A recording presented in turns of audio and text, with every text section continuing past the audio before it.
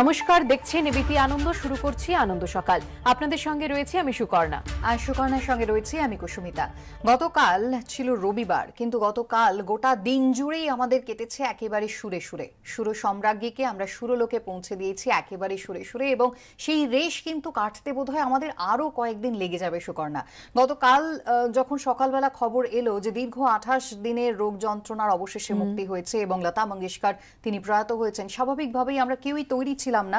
আমরা প্রত্যেকেই ভাবছিলাম এবারও নিশ্চয়ই ক্রাইসিস কেটে যাবে, এবারও নিশ্চয়ই আবার ফিরে আসবেন সুর সম্রাজ্ঞী।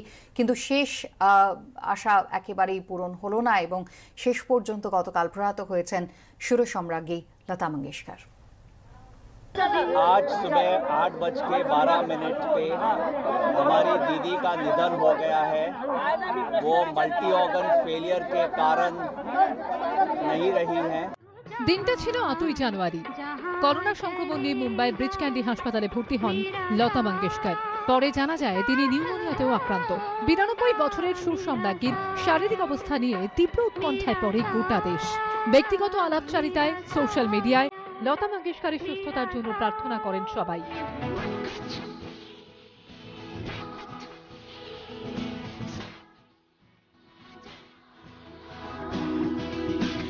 30 জানুয়ারি আসে শিল্পীর করোনা মুক্তির খবর। ধীরে ধীরে সুস্থ হয়ে উঠছিলেন তিনি, কিন্তু গত দুদিনে শারীরিক অবস্থার হঠাৎ অবনতি হওয়ায় তাকে ফেরাতে হয় আইসিইউতে। एक सदी तो उनके लिए है जी, और ये मैं पिछली सदी में भी कहा था, इस सदी में फिर से कह रहा हूँ। मैंने जब ये गाना लिखा था तब भी लता जी से आए, रिमेम्बर मैंने कहा था ये लाइनें हैं जो आप कहीं भी ऑटोग्राफ देती हैं ना तो उस पर लिख सकती हैं। नाम गुम जाएगा, चेहरा ये बदल जाएगा, मेरी आवाज ही पहचान है। बहुत ही डिस्टर्बिंग न्यूज है। I am really shattered. मेरे लिए पर्सनल लॉस है कि लता दीदी हमारे बीच नहीं रही। हमेशा फोन पे बात करता था हर 15 दिन में, और मुझे आज भी याद है 1 जनवरी में मैंने उनसे को विश किया और उनसे मैंने विशेष लिए नए साल की, और बहुत बहुत दुख हो रहा है कि आज लता दीदी हमारे बीच में नहीं है। एक वर्ड में अगर आप डिस्क्राइब करो the sound of the music of the Indian film industry, और डेफिनेशन का नाम है लता जी और भीमसेन जोशी जी। ये पंडित भीमसेन जोशी, ये दोनों पहली बार साथ में गा रहे थे एक एल्बम जिसका नाम था राम श्याम गुणगान। 2 मेन सॉन्ग्स में मैंने वीणा बजाया है, तो मेरा करियर ही लता दीदी के आशीर्वाद से ही शुरू हुआ। লতা মঙ্গেশকরের মৃত্যু সংবাদ পেয়ে সকালে ব্রিজ ক্যান্ডি হাসপাতালে পৌঁছন কেন্দ্রীয় পরিবহন মন্ত্রী নীতিন গাডকারি, মুখ্যমন্ত্রী উদ্ধব ঠাকরে স্ত্রী, এনসিপি প্রধান শরদ পাওয়ার। হাসপাতালে গিয়ে শেষ শ্রদ্ধা জানান তার সন্তান সম সচিন তেন্ডুলকর। যত সময় গড়ায় ভিড় বাড়তে থাকে ব্রিজ ক্যান্ডি হাসপাতালের সামনে। কিংবদন্তি শিল্পীর প্রয়াণে দেশ জুড়ে নেমে আসে শোকের ছায়া। दुनिया में प्राणी जैसे सांस लेता है ऑक्सीजन चाहिए, हर चीज नेचुरल होती है, वैसे लता जी की आवाज वही सच्ची है। उन्हें भगवान को नहीं देखा, बड़े बड़े देवताओं को नहीं देखा, लेकिन लता जी एक ऐसी देवी है कि लोगों ने देखा और लोगों ने सुना। ऐसे अवतार सिर्फ आते हैं तो भगवान ही भेजते हैं, या भगवान खुद ही भगवान होते हैं। কি বিনয়ী ভদ্র নম্র মানুষ একটা, আর দেবী রূপ সত্যিকারেরই। উনি 2টো ফাংশন আমি জীবনেও ভুলবো না। একটা দুর্গাপুরে, খালি বলছেন আমার গলাটা, তারপরে যখন উনি গাইতে গেলেন, আওয়াজটা দিলেন না, আমার গাটা শিরশির করে উঠলো। অথচ এত নার্ভাস উনি। ওইখানে গিয়েও যে এইটা হওয়া যায়, এ কোনো মানব রূপী ভগবান ঈশ্বর। আর কি বলবো, আমাদের খুব ক্ষতি হয়ে গেল। তবু বলবো যে উনি আমাদের মধ্যেই আছেন, থাকবেন, চিরকাল থাকবেন। আকাশ প্রদীপ জেলে দিকশূন্যপুরে যাত্রা করলেন শিল্পী। পড়ে রইল তার সব সুর। এবিপি আনন্দ।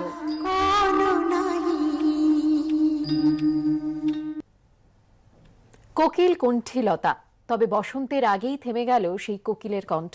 92 বছর বয়সে প্রয়াত লতা মঙ্গেশকর। সন্ধ্যায় মুম্বাইয়ের শিবাজি পার্কে রাষ্ট্রীয় মর্যাদায় হলো শেষকৃত্য। শেষ যাত্রায় সামিল ছিলেন অসংখ্য মানুষ।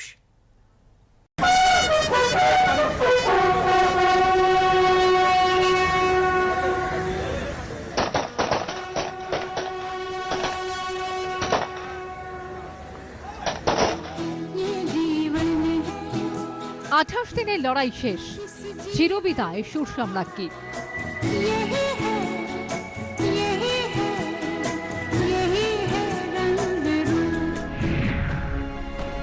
হাসপাতাল থেকে লতা মঙ্গেশকরের মরদেহ নিয়ে যাওয়া হয় তার প্রভুকুঞ্জের বাসভবনে। সেখানে সুর সম্রাজ্ঞীকে শেষ শ্রদ্ধা জানান অমিতাভ বচ্চন। প্রভুকুঞ্জের বাইরে ভিড় করেন গুণমুগ্ধরা। लता दीदी के जाना खाली भारत के लिए नहीं, विश्व के लिए एक बहुत ही दुखद, बहुत ही बड़ा धक्का है। लता जी का चले जाना ऐसा लगता है कि माथे के ऊपर से माँ चले जाने से जैसा होता है। हमने उनके साथ बहुत सारे गीत गाए, तो पहला गाना जो मैंने उनको जो पहला देखा था, उन्होंने एक शब्द मेरे लिए बोल दिया था, मेरे लिए मेरी जिंदगी का वो बहुत बड़ा मायने रखता है। हमारे लिए इससे बड़ा पाना और कुछ है नहीं। গানে গিয়েছেন সেই গানই গীত গান। অদ্বিতীয়া বলে একটা ছবিতে উনি গান গিয়েছিলেন, সেই গানগুলো প্রত্যেকটা গান হিট গান। দেহ দিয়ে অমরত্ব লাভ করা যায় না, অমরত্ব লাভ করতে হলে তার কর্মের দ্বারা লাভ করতে হয়। তা লতাজি আজ তার কর্মের দ্বারা তিনি অমরত্ব লাভ করেছেন।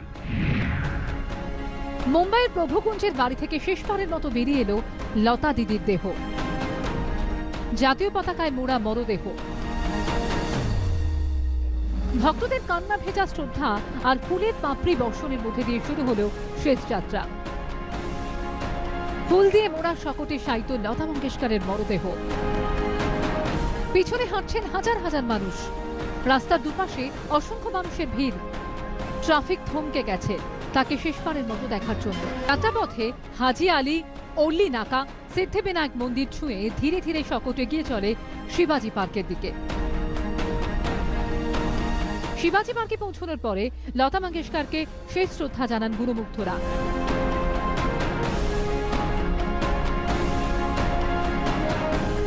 সন্ধে 6:15 শিবাজি পার্কে পৌঁছন প্রধানমন্ত্রী নরেন্দ্র মোদী।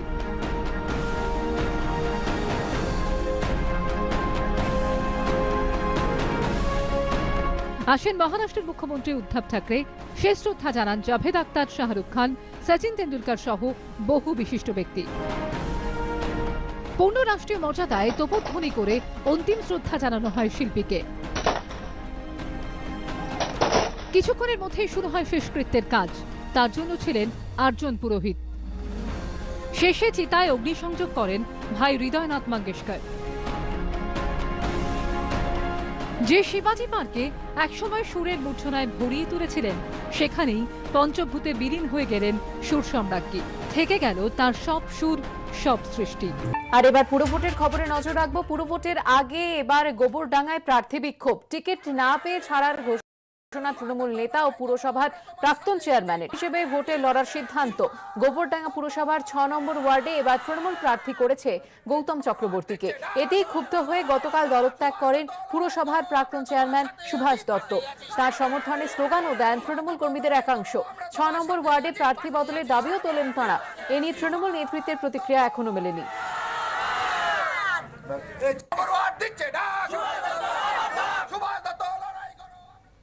অন্যদিকে উত্তর 24 পরগনার ব্যারাকপুর পুরসভার 3 নম্বর ওয়ার্ডে 2 তৃণমূল প্রার্থীর প্রচার ঘিরে বিভ্রান্তি ছড়ালো। একই সঙ্গে 2 তৃণমূল প্রার্থীর প্রচার চলছে ওই এলাকায়। একদিকে তৃণমূল প্রার্থী আইনজীবী সুতপা দত্তের নামে চলছে দেওয়াল লিখন, অন্যদিকে অপর তৃণমূল প্রার্থী সন্দীপা বিশ্বাসের নামেও পড়েছে পোস্টার। আজকের মধ্যেই বিভ্রান্তি দূর হবে, দাবি পুর প্রশাসক উত্তম দাসের। একই ওয়ার্ডে 2 প্রার্থী নিয়ে কটাক্ষ বিজেপির।